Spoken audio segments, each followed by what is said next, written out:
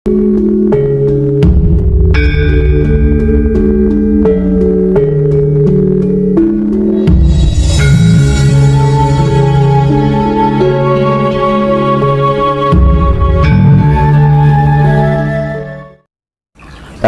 sejatinya hidup itu kan ya sama-sama belajar sebenarnya. Guru pun, misalkan ada seorang guru pun dia juga harus belajar, merasa kita masih punya pembelajaran lagi. Jangan sampai kita menjadi guru merasa benar. Nah itu repotnya, karena ada yang sifatnya mentang menjadi guru merasa diri benar. Nah itu karena gini, ingin menjadi guru spiritual harus mempunyai sifat seperti Semar.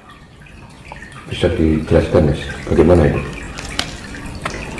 Karena puncak spiritual yang sah secara hakiki itu karakteristiknya itu mendekati atau menyamai sifat Semar. Semar itu ya rasa sedih, nggak bisa sedih, nggak bisa senang, ya hidupnya mengalir, sederhana, tapi menikmati suatu kedamaian. Biarpun hidup sederhana tapi istimewa gitu. Kan? Orang sekarang kan istimewa, kaya dulu baru istimewa kan. Kalau Semar kan gitu, hidupnya narimau, tidak takut disakiti orang, ya. Juga tidak takut menderita, juga tidak mau diberikan suatu hal yang enak-enak,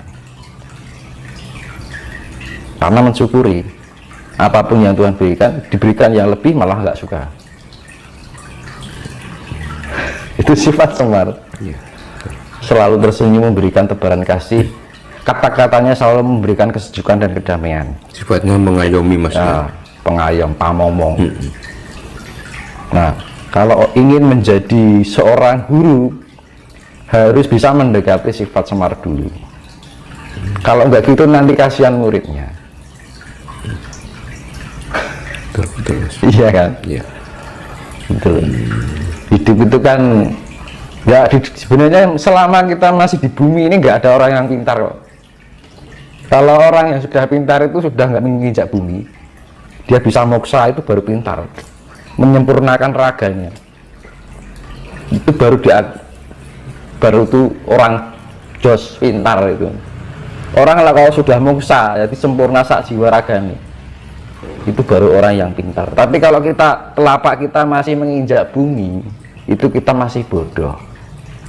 Kalau ciri-ciri orang spiritual itu mempunyai pola pikir yang universal. Kalau kita hanya berpikir pada suatu golongan ajaran yang menyempitkan, seakan-akan lingkup spirit kita hanya dibatasi sekat-sekat. Makanya kalau mempunyai jiwa yang benar-benar spirit itu harus sifatnya harus universal, fleksibel. Semua agama nggak ada yang salah baik, tapi kenapa harus disekat-sekatkan? Tujuannya juga sama. Terus digulai apa lagu istilah teman? Iya kan? Nah, padahal Tuhan itu tidak untuk dicari. Tuhan apa dicari? Enggak. Keberadaan Tuhan itu tidak dicari tapi dirasakan. Mana bisa Tuhan dicari? Nggak bisa. Oh, Tuhan sudah ada di diri kita kok. Yang perlu kita lakukan hanya merasakan keberadaannya. Akhirnya ada Tuhan. Kita rasakan keberadaannya. Ketika kita memahami dan menyadari, oh ini kopi rasanya enak, gitu kan. Air. Makanya kan ya Tuhan, saya ulangi lagi, Tuhan tidak untuk dicari, tapi dirasakan keberadaan. Makanya ketika kita meditasi juga jangan mencari, tapi merasakan. Meditasi jangan mencari. Tujuan ini juga merasakan. Karena Tuhan itu semakin dicari semakin jauh. Loh, bener itu. Di dalam meditasi kita pikirannya kemana-mana mencari kan, ya semakin jauh. Sekarang gini Mas Dimas, tadi Mas Dimas mengatakan bahwa meditasi itu jangan mencari.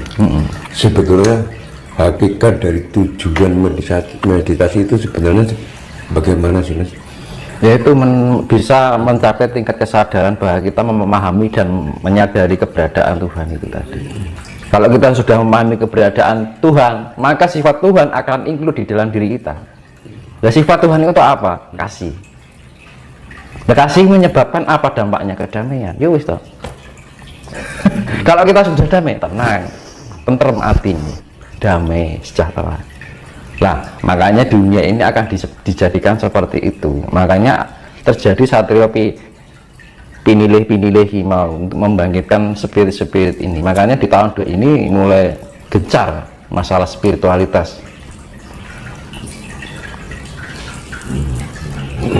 Jadi ya namanya meditasi itu sebenarnya melatih tingkat kesadaran kita. Gunanya apa? Biar kita bisa merasakan keberadaan Tuhan. Kalau kita sudah merasakan keberadaan Tuhan, ya Tuhan ikut di dalam diri kita, mempunyai sifat-sifat seperti Tuhan. Sifat Tuhan itu apa? Lembut. Lembut itu diwujudkan dengan apa? Kasih.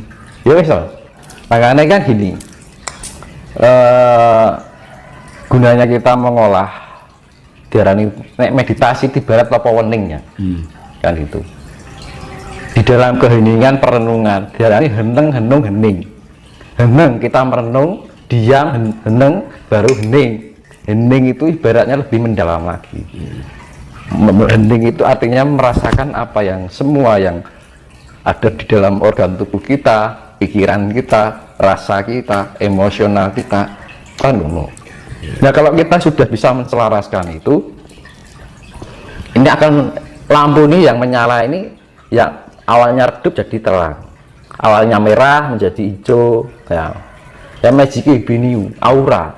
Jiwa itu aura. Nah, aura itu ya cahaya kan. Tuhan itu ada di dalam diri kita kan. Tapi kita rasakan keberadaan Tuhan, nah, gitu. Dengan cara apa? Kita mengenal jati diri kita sendiri. Bahwa jati diri kita sendiri adalah sifat Tuhan. Tapi sekarang orang sudah tidak mengenal jati dirinya. Karena apa? Sudah terbelenggu oleh kenikmatan dunia. Ya kan, makanya usake sifat yang jamu kan si seneng ngumbar angkara murka padha ninggalake roh si sejatine kan ngono. Mung butuh nuruti karep. Kalau orang Jawa bilang kayak gitu. Hanya butuh untuk mengumbar karsa itu. Akhirnya apa? Karsa itu mendunia. Ya kan.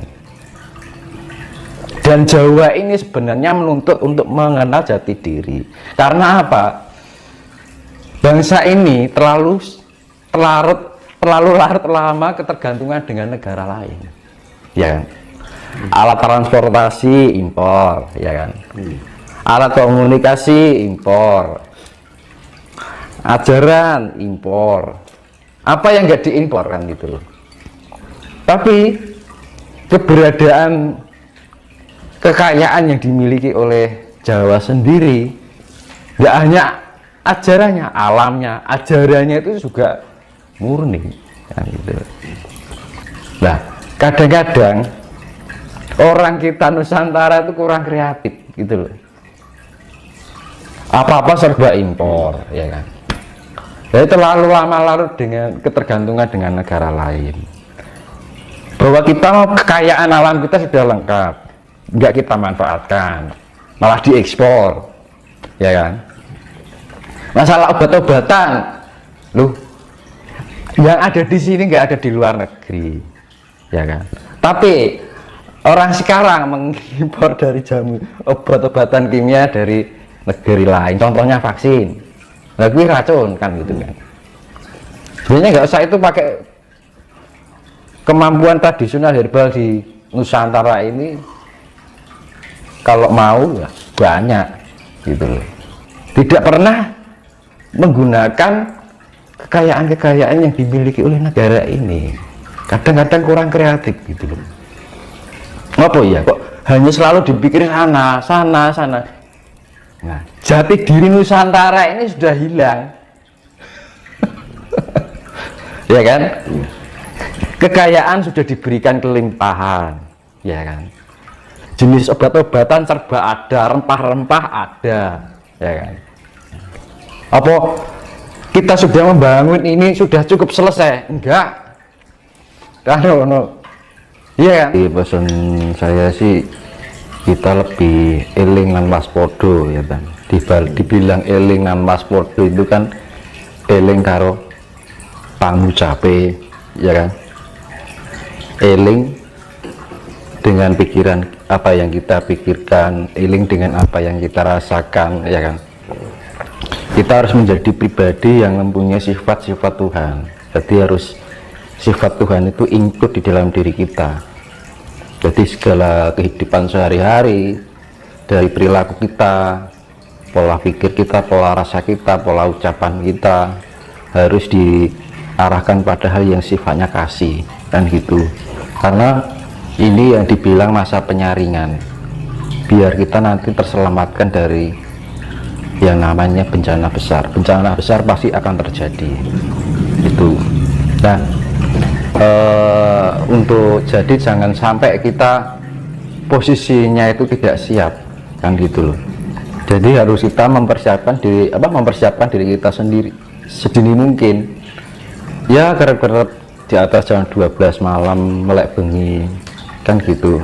Kalau kita ya saya bilang tadi hening, ya kan, diam, merenung, kemudian hening.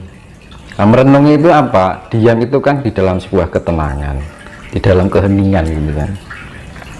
Terus henung, kita merenungi, sering-sering kita komunikasi dengan diri kita sendiri. Nanti kalau kita sering-sering komunikasi dengan diri kita sendiri, membuat kita itu semakin mengerti, ya, mengerti dengan kondisi kita, mengerti dengan perasaan kita, mengerti dengan apa yang kita berikan, mengerti perilaku kita, ya kan. Akhirnya apa?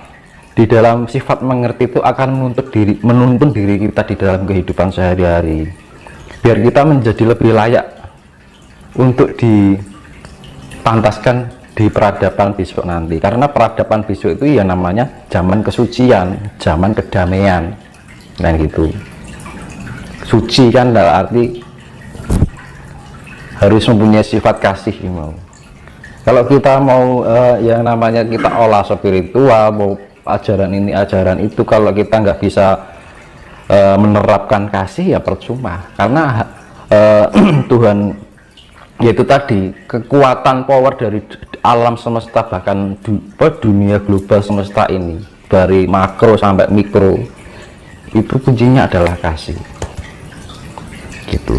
Karena apa ya, itu tadi kembali kita harus mempunyai sifat pemelihara.